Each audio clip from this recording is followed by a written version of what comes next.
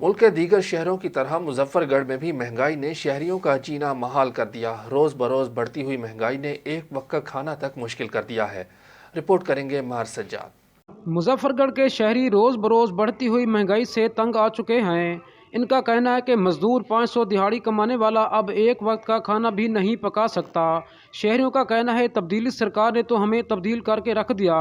पहले 2 वक्त की रोटी तो खा लेते थे, अब तो एक वक्त की मुश्किल हो गई है। कुछ शहरियों का सिटी न्यूज़ से कहना था। जी, मैं पीटीआई का वोटर हूँ और मैंने बड़ी फ़ख्र से इमरान खान को वोट दिया था। वोट देने के बाद हमने अपने हालात देख लिए। प्राइम मिनिस्टर साहब बराए मेहरबानी घी हर महीने जो है ना, हर 15 दिन के बाद पेट्रोल का रेट देखे, हर चीज़ जो है ना इसमें इतना जुल्म किया हुआ है इसके साथियों ने और वज़ीर आज़म ने, हम सोच भी नहीं सकते। हकीकत है, हम बाज़ार में आते हैं सामान लेने के लिए, इतनी महंगाई है हाथ भी नहीं रखा जाता।